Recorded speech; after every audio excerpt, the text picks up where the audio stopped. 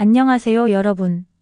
오늘은 10월 15일에 정부가 발표한 부동산 대책이 신길 15구역에 어떤 영향을 미칠 수 있는지 자세히 알아보겠습니다. 최근 부동산 시장이 과열되면서 정부가 강력한 규제 카드를 꺼내들었는데요. 특히 재개발, 재건축 시장을 겨냥한 규제가 상당히 강력합니다. 과연 신길 15 재개발 조합원들은 어떤 영향을 받게 될까요? 지금부터 하나씩 살펴보겠습니다. 먼저 1015 대책에서 재개발과 관련된 핵심 내용을 짚어보겠습니다. 가장 강력한 규제는 바로 조합원 지위양도 금지입니다. 규제 지역에서는 관리 처분인가 이후에 조합원 지위를 양도할 수 없게 됩니다. 매매 거래 자체는 가능하지만 양수인은 조합원 자격을 받을 수 없고 현금 청산 대상이 되는 거죠. 쉽게 말해서 투기 목적으로 조합원 권리를 사고 파는 것을 원천적으로 막겠다는 겁니다. 두 번째로 조합원 분양 신청도 제한됩니다.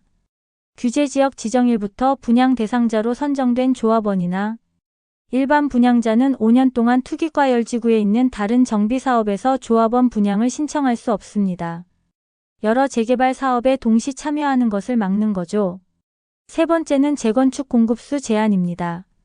규제 지역에서 재건축은 조합원당 1주택으로 제한되는데요. 다만 종전 자산 가격이나 면적 범위 내에서는 2주택, 즉 1+1까지 가능합니다. 추가 주택은 전용 60제곱미터 이하여야 하고 3년간 전매가 제한됩니다. 네 번째로 대출 규제가 강화됩니다. 규제 지역 내 1주택 보유자가 재건축이나 재개발로 중도금이나 이주비 대출을 받으면 추가 주택 구입이 불가능해집니다. 다만 생활안정자금이나 중도금, 이주비 대출 자체는 기존과 동일하게 적용됩니다. 마지막으로 부동산 범죄 단속이 대폭 강화됩니다.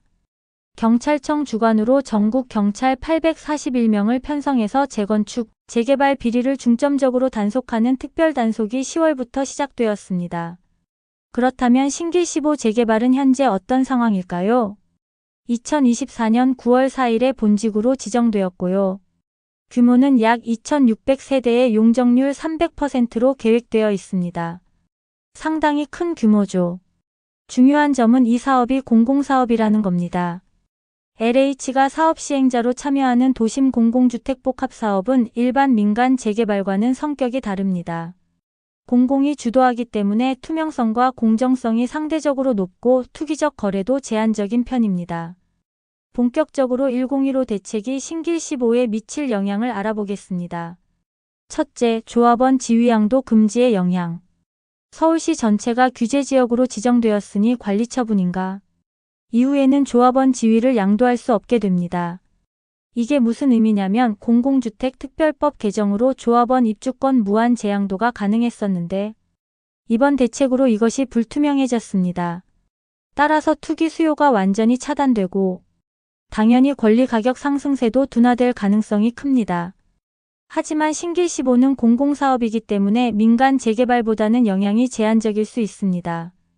애초에 공공이 주도하는 사업은 일반 재개발보다 투기적 거래가 적은 편입니다. 투명하게 운영되고 공정한 절차로 진행되기 때문이죠. 따라서 1015 대책의 직접적인 타격은 상대적으로 덜할 수 있습니다. 긍정적인 측면도 있습니다. 투기 수요가 차단되면 적정한 사업비를 산정할 수 있고 주민들 간의 갈등 요소도 줄어들 수 있습니다. 하지만 부정적인 측면도 무시할 수 없죠. 조합원 분양 신청이 제한되면서 수요가 줄어들 수 있고 대출 규제가 강화되면 조합원들의 자금 조달이 어려워질 수 있습니다. 결국 사업성이 떨어지면서 사업 속도가 지연될 가능성도 있습니다. 신길 15구역은 2024년 9월 4일에 본직으로 지정되었으니 아직 관리 처분인가 전 단계입니다. 조합원 지위양도 금지는 관리 처분인가 이후에 적용되는 규제이기 때문에 당장은 적용되지 않습니다. 하지만 향후 관리 처분인가 시점에 규제가 적용될지 여부가 중요한 변수가 되겠죠. 투자 관점에서 보면 어떨까요?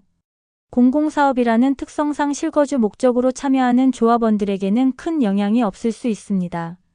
원래 살 목적으로 들어가는 거니까 지위양도나 재매각 같은 게 중요하지 않죠.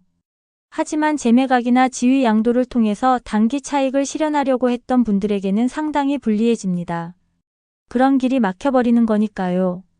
결국 장기 실거주나 안정적인 투자 목적이라면 영향이 제한적이지만 단기 투자 목적이라면 신중하게 접근해야 할 것 같습니다. 정리해 보겠습니다. 신길 15 재개발은 공공사업이라는 특성 때문에 1015 대책의 직접적인 타격은 일반 민간 재개발보다 덜할 것으로 보입니다. 하지만 전반적인 재개발 시장의 분위기가 위축되고 대출 규제가 강화되는 것은 피할 수 없을 겁니다. 이런 전반적인 시장 환경 변화는 신길 15에도 불가피하게 영향을 미칠 것으로 예상됩니다. 그리고 관리 처분인가 시점에 어떤 규제가 적용될지를 지켜보는 겁니다. 실거주 목적이라면 크게 걱정하지 않으셔도 되지만 투자 목적이라면 좀 더 신중하게 접근하시는 게 좋겠습니다. 오늘은 1015 부동산 대책이 신길 15 재개발에 미칠 영향에 대해서 알아봤습니다. 재개발 시장이 큰 변화를 맞이하고 있는 만큼 앞으로도 정부 정책과 시장 동향을 주의 깊게 지켜봐야 할 것 같습니다. 도움이 되셨다면 구독과 좋아요 부탁드리고요. 다음에도 유익한 정보로 찾아뵙겠습니다. 감사합니다.